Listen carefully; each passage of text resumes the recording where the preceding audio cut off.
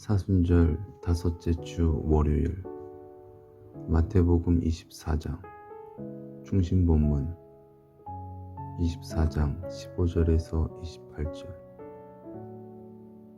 그러므로 너희가 선지자 다니엘이 기록한 대로 멸망에 가증한 것이 거룩한 곳에 선 것을 보게 되면 이 글을 읽는 자는 알아들어야 한다.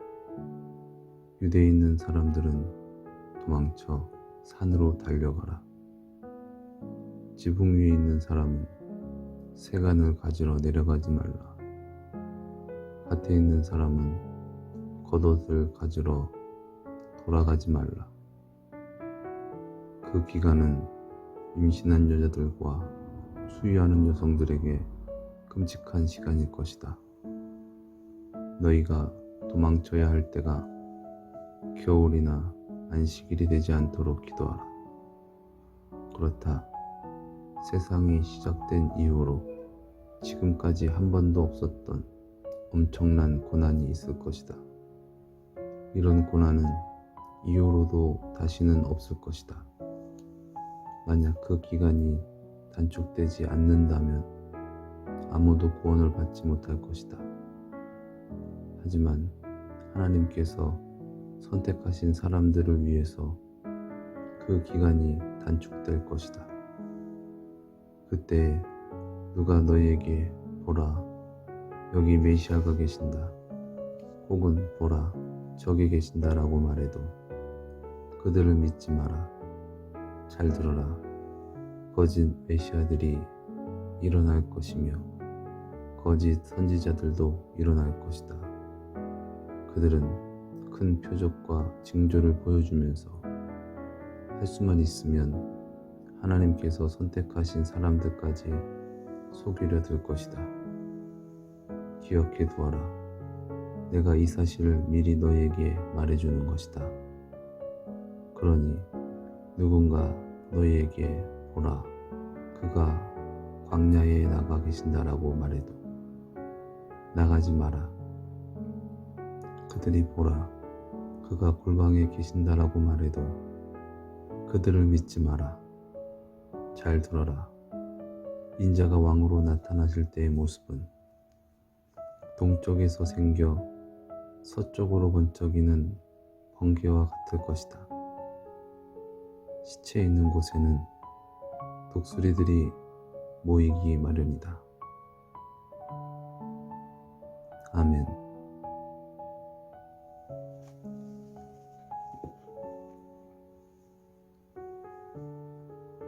지난번에 유서 깊은 도서관을 둘러보다가 19세기 후반의 만화책을 발견했다. 정치 풍자 만화로 그 당시의 국가 문제들에 대한 견해를 밝히는 내용이었다. 몇몇 정치가들이 풍자되어 있었고 거기 나온 온갖 이슈들은 그 당시에 뜨거운 감자였던 게 분명했다. 사람들이 환영하지 않는 새로운 법이나 사람들의 호응을 얻지 못한 전쟁에 관한 이야기들이었다. 그 정도는 내가 이해할 수 있었다. 하지만 나머지는 도저히 그 의미를 알 수 없었다. 나는 19세기를 연구하는 역사학자가 아니다. 그 당시 나에게는 왜 이 정치인은 얼룩말로 묘사가 되고 저 정치인은 새로 표현되었는지, 왜 그 특정한 법이 인기가 없었는지, 그 전쟁을 옹호한 사람은 누구이고 반대한 사람은 누구인지 설명해 줄 사람이 필요했다. 몇몇 만화들의 경우에는 아예 감이 잡히지 않았다. 그 만화들도 당시에는 의미심장한 내용이었던 게 분명하고 사람들은 그 만화를 보고 즉각적인 반응을 보였을 텐데 말이다. 하지만 도움을 받지 않고는 전혀 앞뒤 분간을 못할 상황이었다. 우리는 이처럼 다른 사람들의 상징과 이미지와 마주할 때 절망감을 느낀다. 그와 같은 감정은 마태복음 24장과 같은 옛 문서를 읽을 때에도 우리에게 찾아온다. 우리는 마태복음 24장을 오늘과 내일 이틀에 걸쳐 묵상할 것이다. 멸망에 가증한 것은 무엇인가? 도망을 쳐야 하는 이 사람들은 누구인가? 이 거짓 선지자들은 누구인가? 도대체 인자의 오심은 무엇이란 말인가? 운이 좋게도 도움이 될 만한 단서들이 가까이 있다. 마태복음 24장의 시작에서 마태는 이 내용들이 제자들의 이중 질문에 대한 예수의 답변이라는 사실을 분명하게 밝힌다. 그 중심에는 성전이 파괴될 것이라는 예수 자신의 엄숙한 예언이 자리 잡고 있다. 우리는 환전상들을 내쫓은 예수의 행위를 통해서 그가 500년 전에 예레미야처럼 성전을 고발하고 성전의 몰락을 예언하고 계셨다는 추측을 할 수 있다. 그것은 앞장에서 예수가 바리새인들을 고발하고 그들에게 임할 임박한 심판을 경고하신 것과 마찬가지다. 솔직히 말해서 만약 예수 당대의 사람들이 로마의 권력에 대항하여 계속해서 음모와 계략을 꾸민다면 조만간 로마가 인내심을 잃고 군대를 파견할 것이라는 상황을 이해하는 데에는 그렇게 큰 통찰력이 필요하지 않다. 그래서 제자들은 예수께 이 모든 일이 언제 일어날지 여쭌 것이다. 그의 임하심, 즉 그의 왕이 등극을 보여줄 징조는 무엇인가? 또 세상의 끝, 하나님께서 자신이 약속하신 바를 마침내 이행하시고 만물을 새롭게 하시는 그때를 가리키는 암호 같은 표현, 내 징조는 무엇인가? 앞으로 닥칠 이 사건들에 대한 예수의 예언과 그 당시 사람들의 추측 사이에는 차이가 있었다.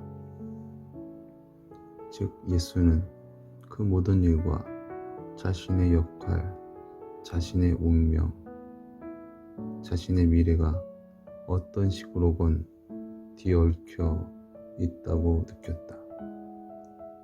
그는 구경꾼도 그 위험을 경고하는 목소리도 아니었다. 이스라엘의 하나님께서 자신의 백성을 재정비하고 계셨는데 그 중심이 바로 예수셨다. 그는 성전이 가리키고 있던 실제이셨으며 하나님께서 자신의 백성 가운데 몸소 거하시는 장소요 수단이셨다. 그리고 그 당시 다른 많은 사람들처럼 그 역시 지금이 바로 다니엘의 예언들이 실현되는 순간이라고 믿으셨다. 이방인 무리가 성전에 신성 모독적인 물건을 세울 것이다. 그들의 군대는 거룩한 땅을 휩쓸고 지나갈 것이다. 예루살렘은 몰락하지 않을 것이라는 잘못된 믿음을 가지고 그 도시에 숨으려고 해봤자 아무 소용이 없을 것이다. 유일한 해결책은 밖으로 나가 도망가는 것이다. 그리고 이 모든 일을 통해서 인자의 오심이 일어날 것이다. 많은 사람들이 생각하듯 그의 재림이 아니다. 다니엘서가 말하듯이 그 오심은 그가 신원되면서 하나님께로 오는 것을 말한다. 그는 높은 자리에 앉으실 것이며 성전은 파괴될 것이다. 마태는 이 모든 일이 한 세대 안에 일어났다고 믿었다. 예수는 만물을 다스리는 주권자로 높여졌고 성전은 주 70년에 파괴되었다. 하지만 그 이후로 줄곧 현명한 독자들은 이 구체적인 예언을 더 넓은 영역에서 공명하는 내용으로 이해해왔다. 장차 훨씬 더 거대한 심판과 긍휼의 순간이 올 것인데 그 순간은 예수께서 만물의 갱신이라고 부르신 그때이다. 우리가 격동의 1세기에 서서 우리의 길을 생각하고 기도해 본다면 지금 이 순간과 앞으로 닥칠 미래에 우리가 어떻게 신실하게 기도하는 심정으로 살아야 하는지에 대한 단서를 얻을 수 있을 것이다. 오늘의 기도. 은혜로우신 주님, 우리 주위에서 온갖 일들이 벌어질 때 우리가 신실하게 인내할 수 있게 하시고 늘 당신의 보호 아래 쉬며 당신의 승리를 찬양하는 데 열심을 내게 하소서. 예수님의 이름으로 기도드렸습니다. 아멘.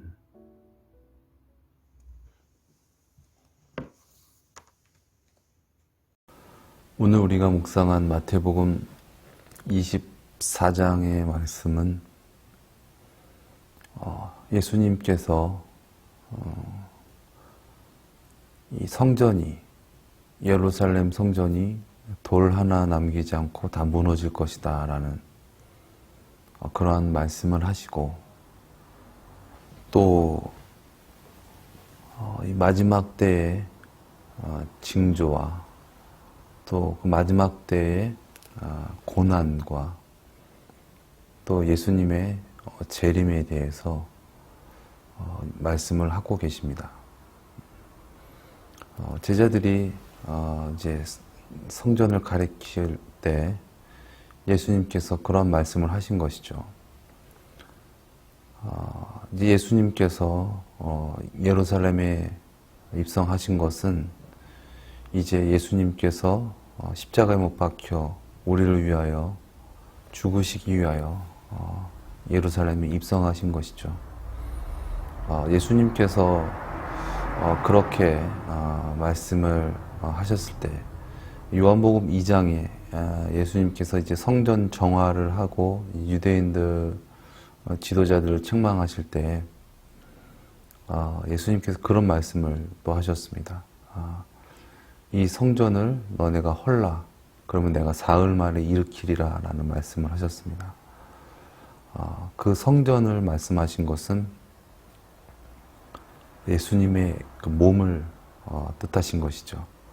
그래서 그들이 예수님을 죽였지만 예수님께서 또 하나님께서는 예수님을 부활시키신다.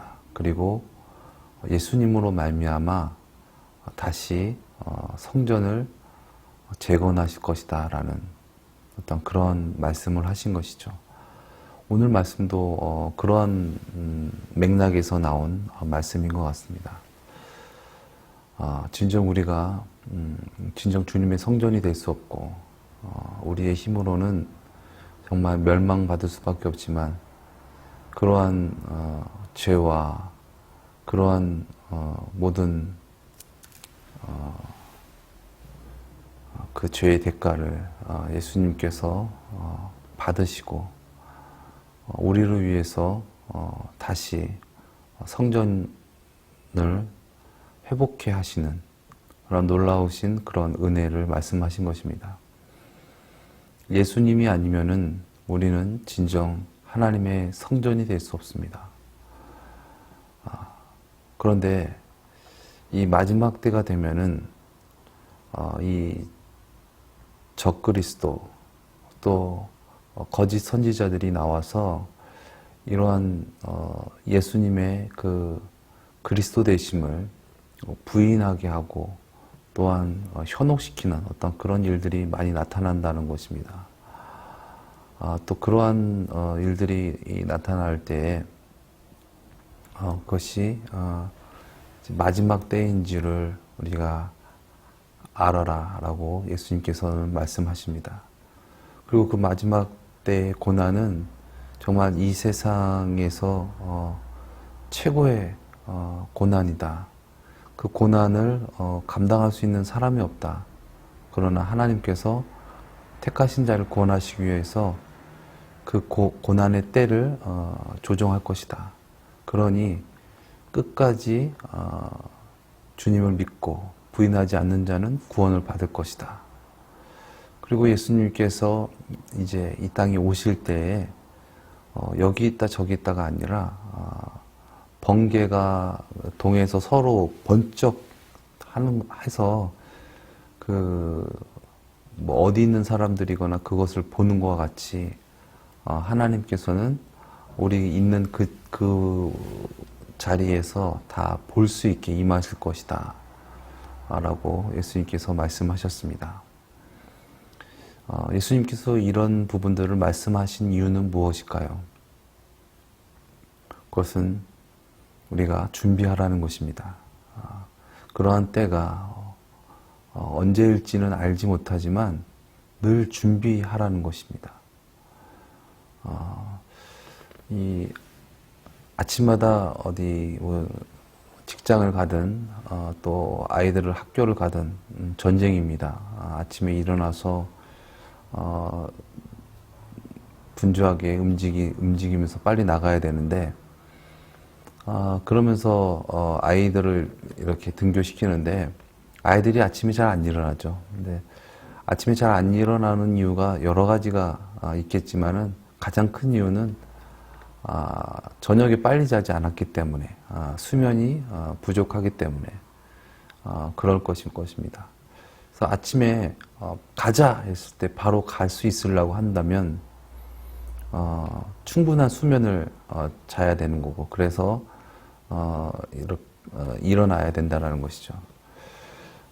우리가 그때가 됐을 때 준비하고 그때가 됐을 때 우리가 그것을 이기고 견디는 것이 아니라 준비된 자가 그 모든 것들을 감당해내고 또 승리하게 될 줄 믿습니다. 우리가 진정 예수 그리스도가 구주 되심을 진정 우리가 믿고 또 그러한 믿음이 우리 가운데 더욱더 굳건해져서 진정 그러한 마지막 때가 오고 또한 우리 각자의 개인의 종말이 찾아왔을 때 진정 주님을 붙듦으로 주님의 그 놀라우신 그 구원의 은총을 다 누릴 수 있는 저와 여러분 되시기를 예수님의 이름으로 축원드립니다. 기도하시겠습니다. 사랑의 주님, 우리는 그 모든 고난과 또한 심판을 견딜 수 없는 연약한 존재임을 주님 앞에 고백합니다. 그러나 우리를 구원하시기 위하여 우리를 위해 죽으시고 또한 부활하신 그 예수님을 진정 우리의 삶의 구세주로 모시고 믿음으로 날마다 승리하며 살아가기 원합니다. 그 때가, 심판할 때가, 마지막 때가 언제인지는 우리는 알지 못합니다. 그러나 늘 깨어있게 하시고 늘 주님과 동행하며 늘 주님으로 말미암아 주님을 찬양하며 살아갈 수 있는 우리의 삶이 되어지게 하여 주시옵소서. 모든 것을 아시고 또한 모든 것을 예비하신 주님을 신뢰하며 믿음으로 살아가는 우리 모두가 되어지게 하여 주시옵소서. 우리를 구원하여 주시옵소서. 우리를 인도하여 주시옵소서. 우리를 다스려 주시옵소서. 예수님의 이름으로 기도드렸습니다. 아멘.